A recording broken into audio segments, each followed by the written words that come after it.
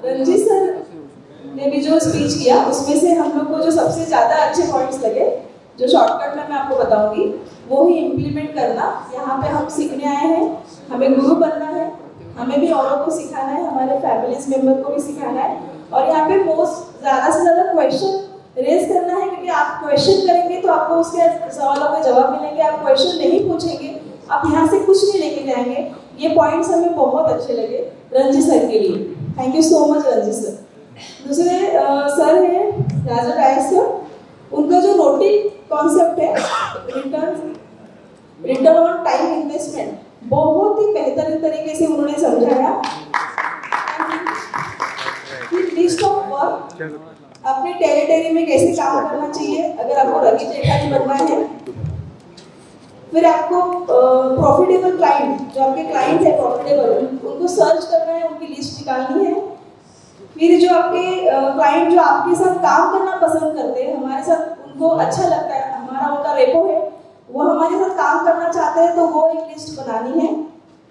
फिर natural market से target market में कैसे जाना है, वो भी हमें देखना है। फिर command your mind.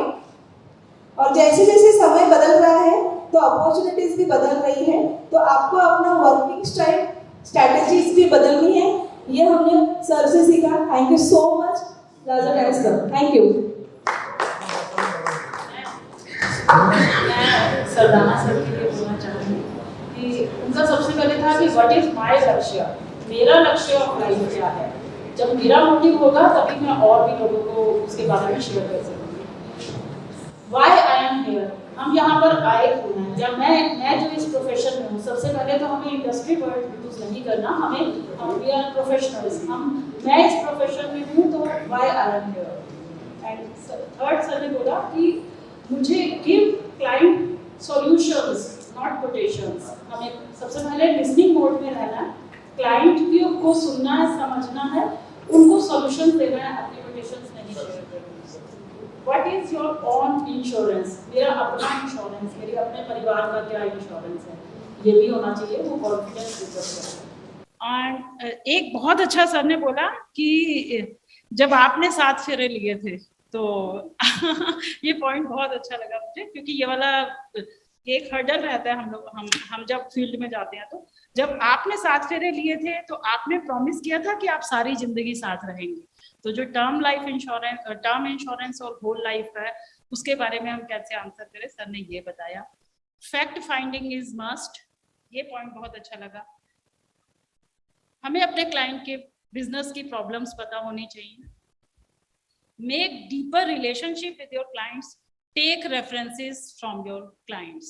Cold call नहीं करना, references लेनी है अपने clients। सिर्फ एडिशनल करना चाहूंगी सरदाना सर के लिए। Thank you so much Sardana sir, जो हमें इतना बढ़िया उन्होंने एक पॉइंट दिया है, जो है कि हमें 100% अगर हमारा इनकम बढ़ाना है तो एक छोटे छोटे गिफ्ट बांटना बंद करना है, और एक ऐसे गिफ्ट देने हैं जो क्लाइंट हमें सालों साल याद रखे, और हमें वही गिफ्ट देने हैं जो हम दे सकते हैं हर साल। Thank you so much sir. Thank you. मैं बोलना चाहूंगी रंजीत सर से जो हमने पाया है कि कंसिस्टेंसी से आप अपना वर्क करते रहिए और गोल को सेट करिए, और साथ में ग्रेटिट्यूड फीलिंग जो हमको हमेशा पॉजिटिव बनाए रखती है, और सब बेसिक जो है वो आपको आगे लॉन्ग टर्म में बहुत आगे लेके जाए। About Lazarus, my friend, we should do a target marketing. हमें टारगेट मार्केटिंग पे काम करना है, हमें हमारा टारगेट अंडरस्टैंड करना है। We chase your destiny by changing your mindset. हम उनकी डेस्टिनी को चेंज करते हैं उनका माइंडसेट चेंज करके। रिलेशनशिप बनाना है, that is also life time relationship. और evaluate your every hour value, ये पॉइंट बहुत ही अच्छा है कि हमें हमारे प्रति घंटे की कीमत जानना चाहिए कि हमारे प्रति घंटे की वक्त क्या है, हम क्या टाइम कहाँ पे स्पेंड कर रहे हैं, किस लेजर में स्पेंड कर रहे हैं, उसकी हमें वैल्यू मालूम होना चाहिए। अब सरदाना साहब के बारे में क्या कहूँ, आउट ऑफ इंडिया रहने के बाद भी हमसे ज्यादा अच्छी हिंदी बोल रहे हैं, और जिस लहजे में हिंदी बोली है, कहा जाता है कि इंदौर के लोगों की हिंदी बहुत अच्छी होती है, परंतु मैं आपकी हिंदी सुन के कायल हो गया सर। सबसे अच्छी बात ये लगी, ही इज यंग ऑफ 72 और वो कह रहे हैं कि रिटायर वर्ड अपने डिक्शनरी से हटा दो, there should be no word of retirement. हम आपका इंश्योरेंस टाइम बाउंडिंग के लिए नहीं बल्कि जीवन भर के लिए करना चाहते हैं, क्योंकि एक बहुत अच्छी मजाक में उन्होंने बात कह दी। कई बार हम हमारे क्लाइंट से बोलने को भूल जाने डरते हैं बोलने को, कि क्लाइंट बोलता है कि भाई इंश्योरेंस का फायदा क्या है, और हम उसको बोल देते हैं कि आप मर गए तो आपकी बीबी को मिलेगा। तो उन्होंने बहुत अच्छे लहजे में बोला कि यदि आप जिंदा रह गए तो आप एंजॉय करेंगे, और यदि आप मर गए तो आपकी वाइफ एंजॉय करेगी। तो बहुत ही अच्छी बात उन्होंने इतने सिंपल भाषा में बोल दी कि कई बार हम क्लाइंट को बोलने में डरते हैं कि आप मर गए तो क्या, हम उसको कहीं ना कहीं घुमा देते हैं उस वर्ड्स को। नहीं, उन्होंने एक भी बताया कि आपने बीबी को भी क्या बोलना है, ज्यादा हंसना भी मत, मालूम है तुम्हें क्लेम मिलने वाला, वो भी याद रखो। कोल्ड कैनवसिंग के लिए उन्होंने टोटली मना कराया कि कोल्ड कैनवसिंग मत करिए, आप रेफरेंस मार्केटिंग पे ज्यादा जोर दीजिए, और रेफरेंस मार्केटिंग में आप यदि जाते हैं तो आपके इंश्योरेंस के चांसेस बढ़ जाते हैं। एक चीज उन्होंने और कही कि डॉक्टर्स कभी सस्ती दवाइयां, जेनरिक दवाइयां या सस्ती दवाइयां नहीं बोलते हैं, वो आपके बीमारी का सही इलाज करके सही दवाई देते हैं, चाहे वो सस्ती हो महंगी। कोई भी डॉक्टर या कोई भी इंश्योरेंस एजेंट आपको मारने के लिए नहीं बैठा है, वो आपको आपके बेनिफिट्स के लिए, आपको ठीक करने के लिए बैठा है। Always make your future bigger than your past, ये लाइनिंग भी मुझे बहुत अच्छी लगी। मैं साथ साथ में एक ऐड ऑन करना चाहूंगी कि जनरली लोग मेरे को बोलते हैं मैडम आपको काम करने की क्या जरूरत है, आपके हस्बैंड और आपका बेटा तो इतना अच्छा इनकम कर रहा है। तो मैं ये बोलती हूँ, और वो बोलते आप तो इतने एज के हो गए हैं, मैं बोलती हूँ मैं तो 16 ईयर्स की हूँ। मैं हमेशा मेरा कहना कि बचपन में आदमी अगर रहता है तो वो हमेशा एनर्जेटिक रहता है और बहुत कुछ लाइफ में कर सकता है। सर, ग्रुप नंबर 3 की तरफ से मैं रिप्रेजेंट कर रहा हूँ, इंद्रधनुष जिसका नाम है। और मैं सर ने जो हमारे को बताई 4 पॉइंट, उनके बारे में मैं डिस्कस करूंगा। रणजीत सर ने सबसे पहले इन्होंने बताया पार्टिसिपेशन होनी चाहिए आपकी। दूसरा पॉइंट इन्होंने चेंज ऑफ योर माइंड। जब भी हमको कोई काम भी करते हैं तो हमारा माइंड वो बार बार चेंज होता है, तो उसको एक जगह पे टिकाना है, और जब चेंज करने की जरूरत हो तो चेंज भी करना है। थर्ड ना, कमांड योर बॉडी। जो आपने अपनी बॉडी को कमांड दी है, आपके माइंड के अंदर, कॉन्शियस माइंड के अंदर, सब कॉन्शियस माइंड के अंदर वो स्टेबल हो जाता है और वैसे ही काम होता है फिर। और फोर्थ पॉइंट उन्होंने बताया है ग्रेटिट्यूड। जो काम हम कर रहे हैं उसका हमें थैंक्स भी करना जरूरी होता है। जिसकी भी हमने इंश्योरेंस की है या जिसका भी कोई हमने पॉजिटिव काम किया तो उसको थैंकफुल होना चाहिए। और एक इन्होंने एक बहुत सुंदर जो वाक्य बोला है वो मैं आपको बताऊं कि ग्रो माइंड सेट होना चाहिए। हम यहाँ सीखने के लिए आए हैं, ऐसा नहीं है, बल्कि हम गुरु बनेंगे तो हमारे को बहुत नॉलेज हो जाएगा। हमारा जो सीखने का तरीका होगा वो इतना बेस्ट होएगा कि गुरु बनना, और कोई शिष्य अगर हमारे से सवाल पूछेगा तो उसका आंसर हमारे को आना चाहिए। इसलिए गुरु माइंडसेट होना चाहिए।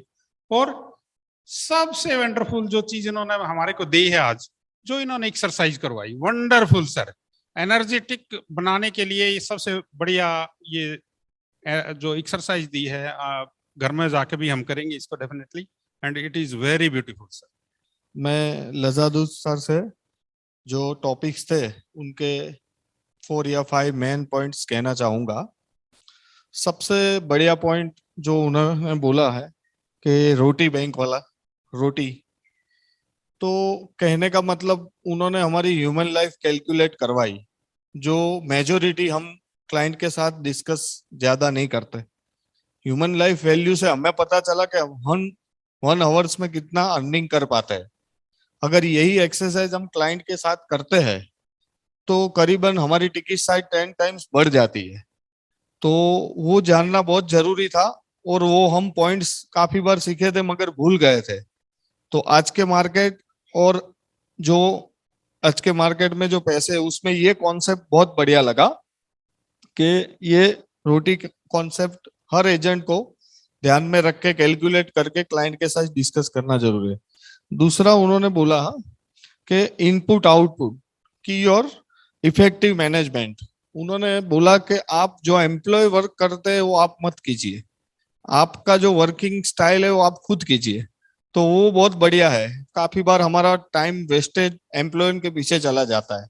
जो 4 पिलर होते हैं जो हम खड़े करने जाते हैं, तो उसकी जगह हम फिर सेल्स की जगह सर्विसिंग में चले जाते हैं।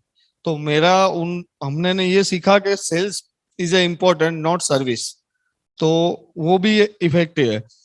और तीसरी चीज उनकी थी कि आपके जो टॉप कस्टमर है जिनके साथ आपका रिलेशन अच्छा है, उनसे आप ज्यादा डील करिए।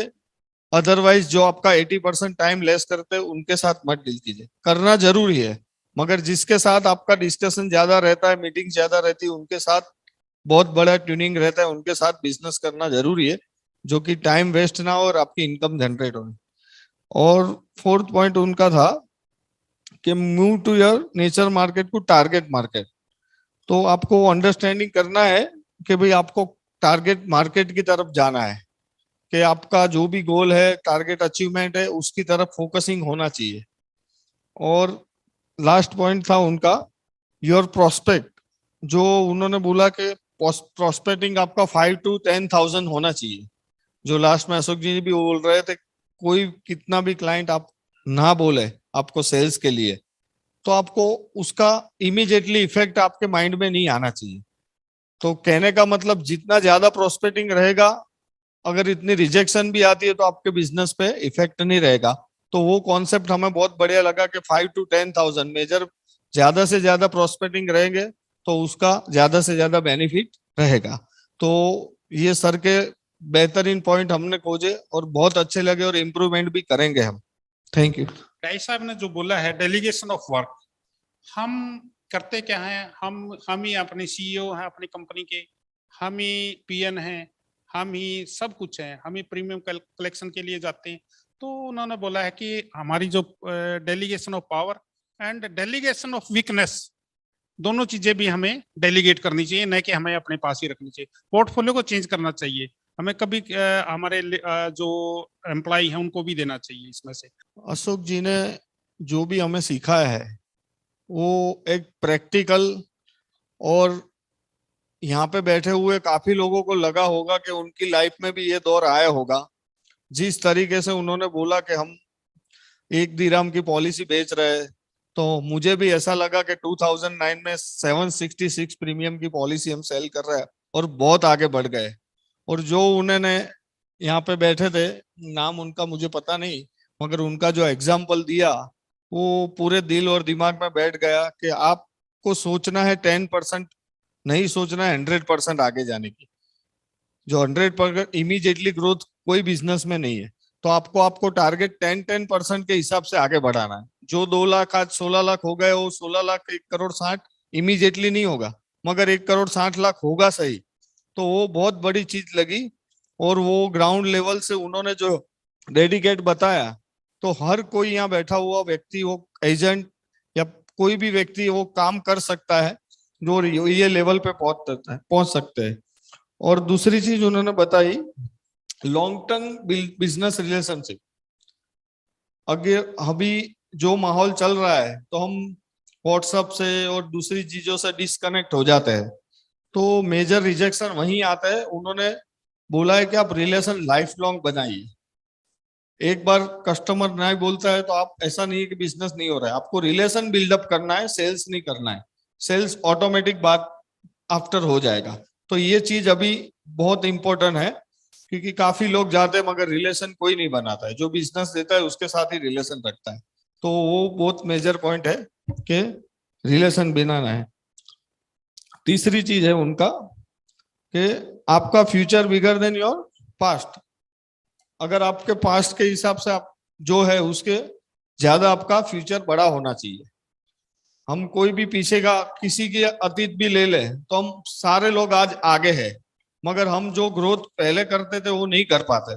तो कहने का मतलब है कि हमें यहाँ से बहुत आगे बढ़ना है, और ये जो पास्ट है उनसे कहीं गुना आगे बढ़ना है। तो वो पॉइंट भी बहुत अच्छा लगा कि हर किसी की लाइफ में ग्रोथ होनी चाहिए, और ग्रोथ होए तो ही लाइफ है।